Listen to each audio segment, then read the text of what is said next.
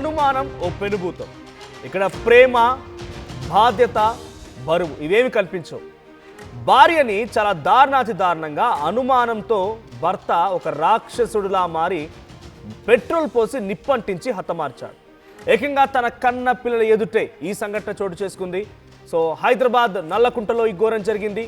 నల్గొండ జిల్లా చెందినటువంటి వెంకటేష్, త్రివేణి ఇద్దరు కూడా ప్రేమించి పెళ్లి చేసుకున్నారు. వారిద్దరికి ఒక కొడుకు, కుమార్తె కూడా ఉన్నారు. ఆ కొడుకు కుమార్తెతో కలిసి నల్లకుంటలో ఈ దంపతులు నివాసం ఉంటున్నారు. అయితే భార్యపై అనుమానంతో వెంకటేష్ రాక్షసుడిలా మారిపోయాడు. చిత్రహింసలు తట్టుకోలేక పిల్లలతో పుట్టింటికి కూడా వెళ్ళిందట ఆ భార్య త్రివేణి.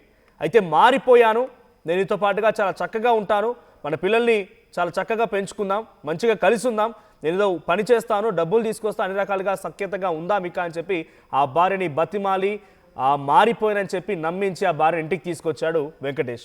అయితే తీసుకొచ్చిన తర్వాత కొన్ని రోజుల తర్వాత ఇప్పుడు భార్యకు ఇంకా అనుమానం కొనసాగుతూనే ఉంది. భార్య ఏదో తప్పు చేస్తున్నారో భార్యపై ఇంకా అనుమానం కొనసాగిస్తున్నట్టు వెంకటేష్ రాత్రి పిల్లల ముందే భార్యకు నిప్పంటించాడు ఈ కిరాతకుడు. అడ్డొచ్చిన కూతురిని కూడా మంటల్లో తోసేసి పరారైపోయాడు.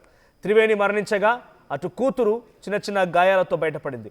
సో విజువల్స్లో చూస్తున్నటువంటి ఈ మహిళే భార్య త్రివేణి. నల్గొండ జిల్లాకు చెందినటువంటి వెంకటేష్, త్రివేణి ఇద్దరు కూడా ప్రేమ పెళ్లి చేసుకున్నారట. ప్రేమ పెళ్లి చేసుకున్నారు. హైదరాబాద్ నల్లకుంటలో నివాసం ఉంటున్నారు. వారిద్దరికి ఒక బాబు, ఒక పాప కూడా ఉన్నారు. సో మొదటగా భార్యపై అనుమానంతో పదే పదే చిత్రహింసలు పెడుతూ ఉండేవాడు, ఇబ్బందులు పెడుతూ ఉండేవాడు, సూటిపోటి మాటలు మాట్లాడుతూ ఉండేవాడు, ప్రతిదానికి గొడవ పడుతూ ఉండేవాడు, విసిగించుకుంటూ ఉండేవాడు. ఆ భార్యతో ఎప్పుడు చూసినా గొడవ తట్టుకోలేక ఇక భార్య సహించేది లేదన్నట్టుగా పుట్టింటికి వెళ్ళిపోయింది. ఆ తర్వాత కూడా వెంకటేష్ 2-3 సార్లు వెళ్ళిపోయి బ్రతిమిలాడి నేను మారిపోయాను, మంచిగా ఉందా, మన పిల్లల్ని పెద్దగా మంచిగా చూసుకుందాం, మంచి మంచి చదువులు చదివిద్దాం, మనం కూడా మంచి జీవితాన్ని గడుపుదామని చెప్పి మళ్ళీ తీసుకొచ్చాడంట. అయినా ఇంకా అనుమానం మారలేదు. ముందస్తుగా స్కెచ్లో భాగంగానే ఆ మహిళని ఇంటికి తీసుకొచ్చుకున్నాడు, తన పిల్లల్ని ఇంటికి తీసుకొచ్చుకున్నాడు. సో ఆ పిల్లలు చూస్తూ ఉండగానే భార్యకు నిప్పంటించి హతమార్చాడు. ఆ సంఘటనలో కూతురు ఏడుస్తోంది. కూతురు కొంత ఇబ్బంది, అంటే తన తండ్రిని వారిస్తోంది, అమ్మనిలా చేయకు, కొట్టకు, నిప్పంటించకని చెప్తున్నటువంటి ఆ కూతురిని కూడా ఆ మంటల్లో తోసేసి అక్కడి నుంచి పరారైపోయాడట. సో ఈ సంఘటనలో త్రివేణి సజీవంగా దహనమైపోయింది. అటు గాయాలతో కూతురు మాత్రం బయటపడింది. మా ప్రతినిధి నిర్మల ఉన్నారు సంఘటన స్థలం నుంచి. ఎస్ నిర్మల, సో అక్కడ చుట్టుపక్కల స్థానికులు ఏం చెప్తున్నారు? ఎన్ని రోజులుగా వారు నల్లకుంటలో ఉంటున్నారు? సో వారి మధ్య ఎటువంటి గొడవలు జరుగుతూ ఉండేవి? ఇంతకీ భర్తకి ఆ భార్యపై ఎందుకు అనుమానం కలగాల్సి వచ్చింది? సో భార్య ఎక్కడైనా తను ఇంతలా గొడవ పెట్టడం, కొట్టడం, చిత్రహింసలు గురి చేస్తున్నటువంటి ఈ సిచ్యువేషన్లో కంప్లైంట్ చేసిందా? ఎస్ మనోజ్, ఇక్కడైతే వాళ్ళు నల్లకుంటలో సంవత్సరం కాలం పాటుగా ఇక్కడ అద్దె ఇంట్లోనే ఉంటున్నట్టుగా తెలుస్తుంది. వీళ్ళు నల్గొండకు చెందినటువంటి హుజురాబాద్ నివాసులుగా కూడా తెలుస్తుంది. అంతేకాకుండా ఇక్కడ తరచుగా కూడా భార్యతో గొడవ పడేవాడు భర్త అని చెప్పేసి ఇక్కడ నివాసం ఉంటున్న వాళ్ళంతా కూడా చెప్తూ ఉన్నారు. నిన్న జరిగిన సంఘటన మాత్రం చాలా భయాందోళనకు గురి చేస్తుందని చెప్తూ ఉన్నారు. ఎందుకంటే లోపల ఆల్రెడీ వాళ్ళకు గొడవ జరిగినట్టుగా, ఆ గొడవ జరిగిన ఆ క్రమంలోనే భార్యను బాగా కొట్టినప్పుడు కూడా వాళ్ళ ఇంట్లోనే డోర్ పెట్టుకొని ఇంట్లోనే కూతుర్ని అలాగే కొడుకును కూడా ఇక్కడ తను చాలా హింస పెట్టాడు అని కూడా తెలుస్తోంది. అదే విధంగా తను అంటే ఇక్కడ చుట్టుపక్కల ఉన్న వాళ్ళంతా కూడా ఒక పెద్ద సౌండ్ ఇంట్లో నుంచి రావడంతో హుటహుటిన వాళ్ళు అలర్ట్ అయిపోయి డోర్ కొట్టగా ఇంట్లో నుంచి దట్టమైన పొగలు బయటకు వస్తూ ఉండడంతో వాళ్ళు భయాందోళనకు గురయ్యారు. ప్రస్తుతం మనం ఇక్కడే ఉన్నాము. ఇదే ఇల్లు వాళ్ళు నివాసం ఉంటున్నది కూడా ఈ ఇంట్లోనే మొత్తం జరిగింది అంతా కూడా. ఈ ఇంట్లోనే తను చేయడం కూడా జరిగింది. ఈ ఇంట్లోనే వాళ్ళు నివాసం ఉంటున్నప్పటికీ ఇక్కడే తరచు గొడవలు పడుతూ ఉన్నారు. ఇక్కడే జరుగుతుంది విషయం అంతా అని కూడా వీళ్ళు ఇప్పుడు ఇక్కడ నివాసం ఉంటున్న చాలా మంది కూడా ఇక్కడ మనతో పాటు ఉన్నారు. అడిగి తెలుసుకునే ప్రయత్నం అయితే చేద్దాం. అసలు ఎప్పుడు వీళ్ళు చూశారు, ఎలా తెలిసింది అనే విషయాలు కూడా అడిగి తెలుసుకుందాం పూర్తిగా. అమ్మ, వీళ్ళు వెంకటేష్, త్రివేణి అనే ఇద్దరు కూడా వీళ్ళు ఎన్ని రోజులుగా ఇక్కడ ఉంటున్నారమ్మా? ఇప్పుడు సంవత్సరం అయింది మేడం ఉండబట్టి. సంవత్సరం అయింది కానీ ఫస్ట్ ఆమె భార్య వచ్చినప్పుడు వాడు రాకుంటే రెంట్కు ఇవ్వమని వచ్చినప్పుడు మేము అడిగినాం, మరి నీ భర్త ఏడి త్రివేణి, మరి నువ్వు ఒక్కదానే వచ్చినావు సామాన్ వేసుకొని ఏడని అంటే ఇంటికాడ వ్యవసాయం చేస్తుండని చెప్పారు. వ్యవసాయం చేస్తుండని చెప్తే ఏమనుకుంటాం మేడం, మరి వ్యవసాయం ఏముందని అనుకుంటావు. సరలే అని ఇక అనుకున్నది. ఇక అటు ఇటు 4 రోజులు ఉన్నది. ఉన్నాక యాన్న ఒక్కడ పని దోలాడుకొని పోతుంది, హోటళ్ళకు పోతుంది. ఇక తన పిల్లలు చదువుకుంటుంది, ఇక తన తిప్పల తన పడుతుంది.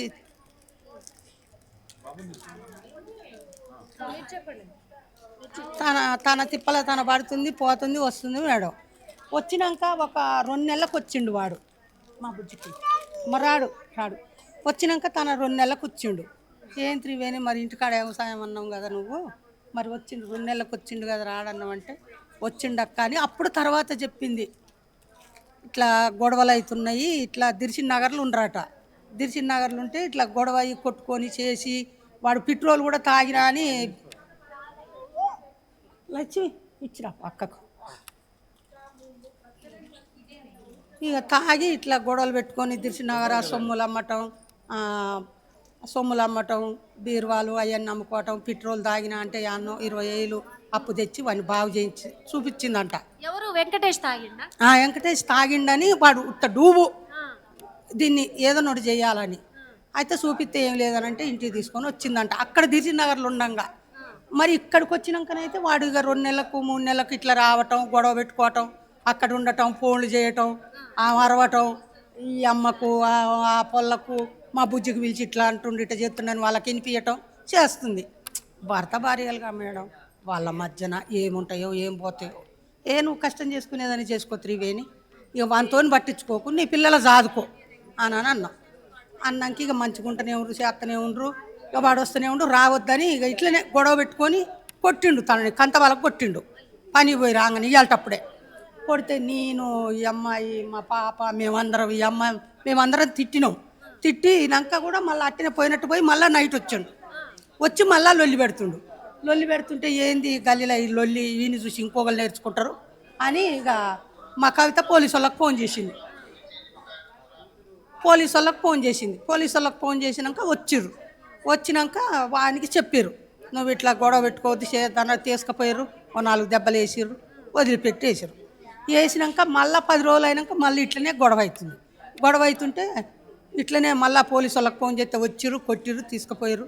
2 గంటలు కూర్చోబెట్టారు, తీసుకొచ్చాక ఈ అమ్మాయిని తెల్లారి పోయినాక ఈ అమ్మాయి తెల్లారి పోలీస్ స్టేషన్ పోయినాక వాళ్ళు ఏందో ఉమ్మన్ పోలీస్ స్టేషన్ అంట మేడం, నాకైతే తెలియదు. అయితే ఆ పోలీస్ స్టేషన్కి పొమ్మన్నారు. జడ్జి ఉంటుందంట కదా అలా, ఆమె కాడికి పొమ్మన్నారు.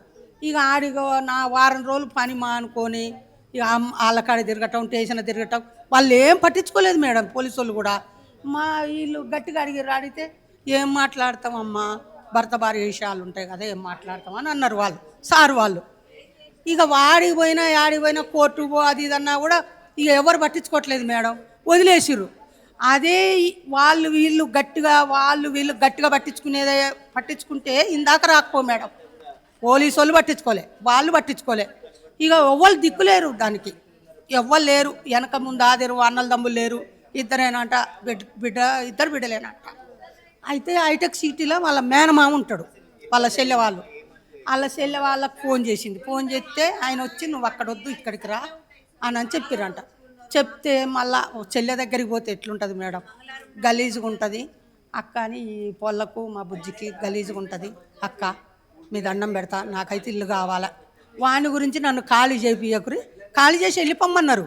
వద్దు మాకు ఈ గలీల గొడవ ఏమొద్దు వెళ్ళిపో అంటే వాళ్ళ గురించి వాని గురించి కాదక్క, నా ముఖం చూడని బతిలాడితే సరే ఎవరైనా ఆడమనిషి కూరగాయలు పెట్టుకొని ఉంటుందని ఉంచిరు మేడం.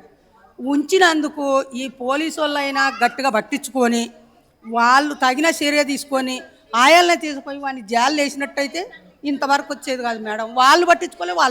తాగుతాడా వెంకటేష్? లెస్ తాగుతాడు. నిన్న మొన్న గొడవ అయిందా? ఇక నిన్న మొన్న గొడవ అయిన విషయం అయితే మాకు తెలియదు మేడం. గొడవ అయిన విషయం అయితే మాకు తెలియదు. ఆయన మాత్రం మంగళవారం నాడు పొద్దున్నే మాత్రం గుడికి పోతురట. మంగళవారం నాడు గుడికి పోతురట. గుడికి పోయేటప్పుడు మా పాప బాలెంత పిల్లగానికి కొద్దిగా కామెరలు అయితే ఎండకు కూర్చుంది బయట. అక్క నేను గుడికి పోతున్నా అన్నది. సర్లే త్రివేణి పో అని అన్నది. ఎవరెవరు పోతురంటే పిల్లల స్కూల్కి దొల్లా అమ్మ ఉంటుందిగా, అమ్మ కాడ ఉంటారు, నేను మా ఆయన ఇద్దరం పోతున్నాం అన్నది. ఇక అప్పుడే చూసినాం మేడం. ఇక వచ్చింది ఏది చూడలే. అయితే నైట్ ఎప్పుడు వచ్చిర్రో ఏమో మేడం తెలియదు. ఇక మా పాప 11 అవుతుంది, మా మనవాడు 12-1 గంట దాకా పండాడు. అయితే ఆ పిల్లగాడు నేను పక్కన నా కొడుకు ఇంటి కాడు ఉంటాను, మేము ఒక్కడు ఉంటాం. అమ్మ 10:30 అయింది, ఆయన డ్యూటీ పోతాడు మా అల్లుడు. అమ్మ ఆయన వస్తుండు, ఇక నేను పోతున్నా బిడ్డ, నాకు జ్వరం తగిలినట్టే ఉంది, చలి పెడుతుంది, నేను పోతున్నాను. నేను పోయినా ఆ పిల్లగాడు బాత్రూమ్ పోతే ఇడికి వచ్చిందంట పాప, ఆ బాల్కన్లోకి వచ్చింది.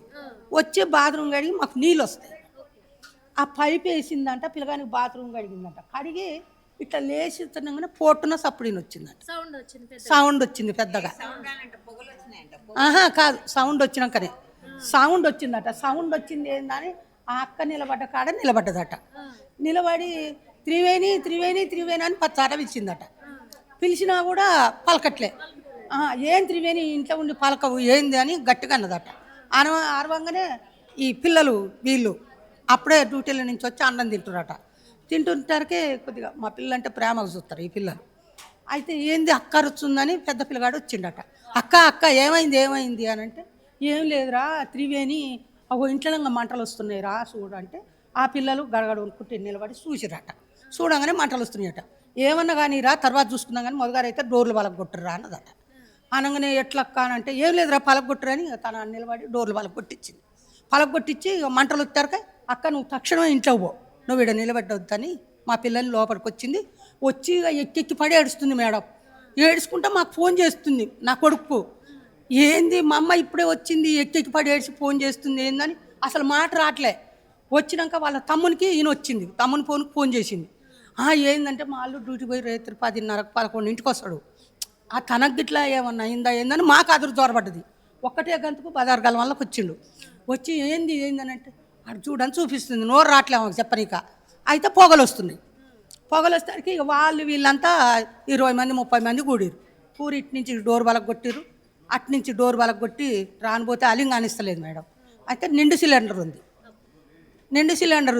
ఆ నిండు సిలిండరు తెచ్చి బయట గుంజేసి ఆ బొచ్చలు బోలెలు వేసినాక పోలీసు వాళ్ళకి ఫోన్ చేసింది. మనం ముట్టుకోరు కదా, ఇక అందరు కలిసి పోలీసు వాళ్ళకి ఫోన్ చేసింది మా పాపకి. ఇట్లా పోలీసు వాళ్ళకి ఫోన్ చేసినాక పోలీసు వాళ్ళు వచ్చినాక వాళ్ళని అంబులెన్స్లో పిలిపించి మరి ఇక్కడనే త్రివేణి ప్రాణాలు కోల్పోయినా ఇక్కడ పోలేదు మేడం. హాస్పిటల్ పోయినాక 4ంటికి చనిపోయింది.